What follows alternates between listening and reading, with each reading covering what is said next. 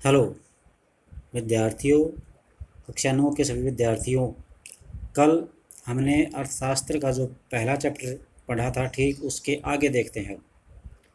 उसके आगे बताया गया है कि 1960 के दशक में हरित क्रांति ने भारतीय किसानों के जीवन में चमत्कार पैदा कर दिया। ये चमत्कार कैसे हुआ? क्योंकि भारतीय किसानों की पैदावार में अत्यधिक वृद्धि हो जाने के कारण, उनकी आय के स्रोत बढ़ जाने के कारण उनका जीवन बदल गया था। यहाँ पर किसानों को अधिक पैदावार करने वाले बीज HYV अर्थात अधिक उपज देने वाले जो बीज थे, उनके द्वारा गेहूँ और चावल की खेती की नई नई तकनीक सिखाई गई। परंपरागत बीज उन बीजों को कहते हैं जो हम अनेक सालों से लगातार प्रयोग करते आ रहे हैं। तो उनकी तुलना में HYV के बीजों से एक ही पौधे से अधिक मात्रा में अनाज पैदा होने की संभावना बढ़ गई थी। इसके अतिरिक्त जमीन के उसी टुकड़े में पहले की तुलना में कहीं अधिक पैदावार होने लगी थी, जबकि अधिक उपज वाली जो प्रजातियां थी, उनसे अधिक उपज पाने के लिए दूसरी चीज़ क्या चाहिए थी? नंबर एक, ज़्यादा तो पानी चाहिए था, और दूसरा है केमिकल फर्टिलाइज़र्स, पेस्टिसाइड्स, इन सब की आवश्यकता थी। पेस्टिसाइड्स कीटनाशक होते हैं। ज़्यादा उपज प्रजाति वाले बीजों, सिंचाई, रासायनिक उर्वरकों और कीटनाशक आदि के संयुक्त प्रयोग जब करते थे तभी संभव हो पाती थी। अगर किसी किसान ने HYV बीजों का प्रयोग कर दिया है, लेकिन समय पर न तो पानी लगाया है, न अगर कीटनाशक बीमारी आ जाती फसलों में, वहाँ पर उसका भी प्रयोग, कीटनाशकों का प्रयोग नहीं किया है, तो फिर संभावना नहीं के बराबर है। भारत में पंजाब, हरियाणा और पश्चिमी उत्तर प्रदेश के किसानों ने कृषि की आधुनिक विधियों का प्रयोग सबसे पहले किया था। तो ये छोटा प्रश्न बन सकता है कि कृषि की आधुनिक विधियों का प्रयोग सबसे पहले कहाँ के किसानों ने किया? इस क्षेत्र में किसानों ने कृषि में सिंचाई के लिए नलकूप और HYV बीजों, रासायनिक उर्वरक और कीटनाशकों का प्रयोग शुरू किया। उनमें से कुछ किसानों ने ट्रैक्टर और फसल कहाने के लिए मशीन खरीदी, थ्रेसर खरीदा, जिसने जुताई और कटाई के कार्यों को तेज कर दिया। अर्थात पहले हम बैलों से काम करते थे, अब ट्रैक्टर आ गए। ट्रैक्टर एक दिन में आपको पता है कितने खेत की जुताई कर सकता है। इससे गेहूं की अधिक पैदावार भी होने लगी। पालमपुर गांव में परंपरागत बीजों से गेहूं की उपज 1300 किलोग्राम प्रति हेक्टेयर अर्थात 2.5 किलो में 1300 किलो गेहूं होते थे। इनकी तुलना में HYV बीजों से उपज 3200 किलोग्राम प्रति हेक्टेयर तक पहुँच गई, अर्थात लगभग 2.5 गुना उपज बढ़ गई थी। गेहूं के उत्पादन में बहुत अधिक वृद्धि हुई। किसानों के पास बाजार में बेचने को बहुत अधिक गेहूं बच गया था। ये था हरित क्रांति का फायदा। तो यहाँ पर हरित क्रांति किन किन तत्वों से प्रभावी होती है? नंबर एक, ये दिखा रखा है चित्र, अधिक उपज वाले बीज। दूसरे पे ट्रैक्टर दिखा रखा है, फिर ये कीटनाशक दिखाया गया, फिर नहर है, पंप सेट है, बिजली है, बांध है, कीटनाशक, उर्वरक, इन सब का संयोग से ही ये पैदावार मिलती है। इसके बाद ये नीचे तुलनात्मक उत्पादन दिखाया गया है दालों का और गेहूं का। दाल का उत्पादन और गेहूं का उत्पादन, इसमें 1965-66 से लेकर 2000-2001 तक सुधार दिखाया गया है। तो ये आप पढ़ लेना। इसके बाद यहाँ पर आ जाओ आप, क्या भूमि यह धारणा कर पाएगी? क्या धारणा है वो? यानी ये जो अच्छे बीजों के लिए कीटनाशकों का प्रयोग है, इन सब का प्रयोग क्या प्रत्येक किसान कर पाएगा? और क्या ये ज़मीन उसके लायक है? देखो, अब यह तो आप सब जानते हैं कि भूमि एक प्राकृतिक संसाधन है। हम इसका प्रयोग सावधानी से करना चाहिए। वैज्ञानिक रिपोर्टों से हमें ये संकेत मिलता है कि कृषि की आधुनिक विधियों में प्राकृतिक संसाधन आधार का बहुत प्रयोग किया है। कई क्षेत्रों में हरित क्रांति के कारण उर्वरकों के अधिक उपयोग से मिट्टी की उपजाऊ शक्ति घट गई है। अर्थात लगातार हम फर्टिलाइजर्स केमिकल का यूज करते हैं तो मिट्टी की उपजाऊ शक्ति कम हो गई है। इसके अतिरिक्त नलकूपों से सिंचाई के कारण भूमि जल के लगातार प्रयोग से भूमि का जो जमीन के अंदर पानी है उसका स्तर यानी बहुत अधिक गहराई पर चला गया है। मिट्टी की उपजाऊ शक्ति और भूजल जैसे पर्यावरणीय संसाधन कई वर्षों में बनते हैं। यानी मिट्टी की उपजाऊ शक्ति एक बार नष्ट हो गई तो इसको बनाने में कई साल लग जाएंगे, दोबारा प्राप्त करने में। एक बार समाप्त होने के पश्चात उसे पुनः जीवित करना बहुत कठिन होता है। खेती का भविष्य में विकास निश्चित करने के लिए पर्यावरण की देखभाल की भी आवश्यकता होती है। तो यहाँ पर रासायनिक उर्वरक और इनके बारे में बताया गया है। जो जल में घुलनशील अर्थात रासायनिक उर्वरक जल में घुल जाते हैं, पौधों को जल्दी मिल जाते हैं, लेकिन मिट्टी इन्हें लंबे समय तक धारण नहीं कर सकती। ये मिट्टी से निकलकर भूजल, नदियों और तालाबों को प्रदूषित करते हैं। रासायनिक उर्वरक मिट्टी में मौजूद जीवाणु और सूक्ष्म अवयवों को नष्ट कर देते हैं।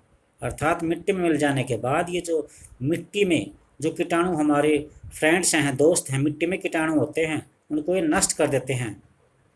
इसका मतलब है कि इनके उपयोग के कुछ समय बाद मिट्टी पहले की अपेक्षा कम उपजाऊ रह जाएगी, जो कि आजकल हम फिलहाल देख रहे हैं। पहले की तुलना में मिट्टी की उपजाऊ शक्ति बहुत कम हो गई है। ये जो टॉपिक है ये डाउन टू अर्थ नामक बुक है, वहाँ से लिया गया है।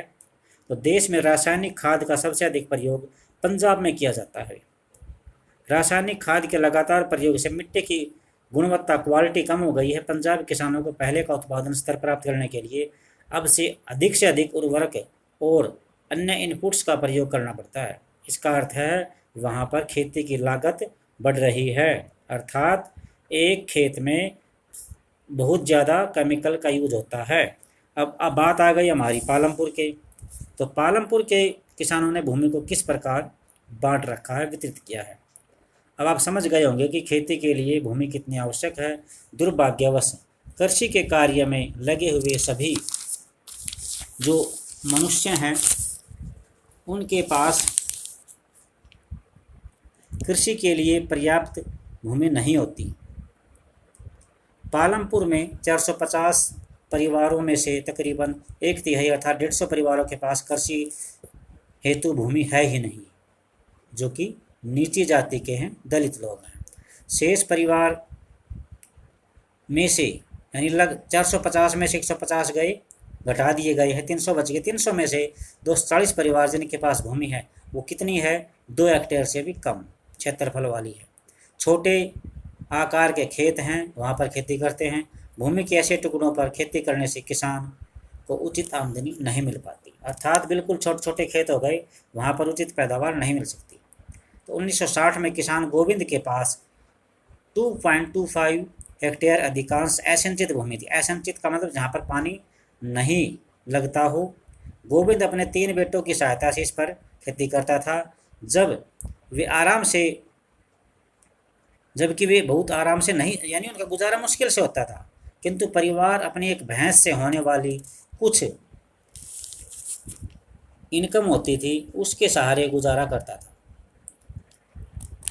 गोविंद की मृत्यु के बाद यह भूमि उसके 3 बेटों में बट गई। प्रत्येक के पास अब 0.75 हेक्टेयर अर्थात 2.25 का थर्ड पार्ट बच गया। लेकिन अब सिंचाई की व्यवस्था नहीं थी, तो उनका जो गुजारा था वो बहुत मुश्किल से हो पा रहा था। साल के आखिरी भाग में उन्हें खेती के अलावा कोई दूसरा काम भी अपनाना पड़ा, क्योंकि ज़मीन छोटी रह गई, ज़मीन का टुकड़ों में विभाजित बट गई, तो यहाँ पर दूसरा सोर्स इनकम का देखना पड़ा। तो आप अपने गांव के चारों ओर फैले हुए छोटे छोटे खेतों को देख सकते हैं। इन पर छोटे किसान खेती करते हैं। दूसरी ओर गांव के आधे से ज़्यादा क्षेत्र में बड़े आकार के प्लांट हैं। इन पर गांव के मंझोले और बड़े किसान जो की संख्या में 60 हैं, 2 हेक्टेयर से इनके पास अधिक भूमि है। यही बड़े किसान, यहाँ कई बड़े किसान हैं जिनके पास 10 हेक्टेयर अर्थात 25 किले 25 खेत हैं।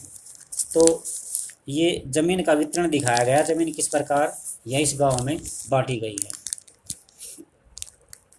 इसके बाद आप आइए श्रम। पहला जो फैक्टर ऑफ प्रोडक्शन था वो था ज़मीन, लैंड। इसके बाद श्रम, भूमि के बाद उत्पादन का दूसरा साधन है श्रम। खेती में बहुत अधिक परिश्रम की आवश्यकता होती है। छोटे किसान अपने परिवार के साथ अपने खेतों में स्वयं काम करते हैं क्योंकि उनके पास मजदूरी पर काम करवाने के लिए इतनी इनकम नहीं होती, और श्रम की यानी मजदूरी की व्यवस्था वे खुद ही कर लेते हैं। मंझोले और बड़े किसान ये दूसरे लोगों को मजदूरी पर लगाते हैं क्योंकि ये इनके सोर्स ऑफ इनकम ज़्यादा हैं, तो ये मजदूरी पर काम करवा सकते हैं। फिर इसके बाद है खेतों में काम करने के लिए श्रमिक या तो यानी खेत में तो वही काम करेगा जिसके या तो ज़मीन है ही नहीं, या ज़मीन है तो बहुत थोड़ी ज़मीन है। खेतों में काम करने वाले श्रमिकों का उगाई गई फसल पर कोई अधिकार नहीं होता, यह आप सबको पता है। जब खेतों में काम करने वाले जो मज़दूर होते हैं वो मज़दूरी से संबंध होता है उनका, और किसी चीज़ से नहीं होता, जैसा कि किसानों का होता है। इनमें बहुत सी असमानताएं हैं। खेतों में काम करने वाले श्रमिक या तो डेली वेज पे दैनिक, बल्कि उन्हें उन किसानों द्वारा मजदूरी मिलती है जिनके लिए मजदूरी पर काम करते हैं।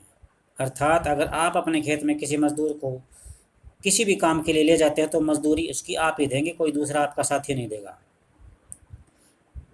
या उन्हें किसी विशेष कार्य जैसे वे करते हैं, मजदूरी नगद भी मिल सकती है या कोई वस्तु जैसे अनाज के रूप में भी दे सकते हैं। पूरे वर्ष के लिए काम पर रखा जा सकता है किसी भी मजदूर को। कभी कभी श्रमिकों को भोजन भी दिया जाता है। पालमपुर गांव में डाला नाम की एक मजदूर है जो कि मजदूरी का कार्य करती है। इसमें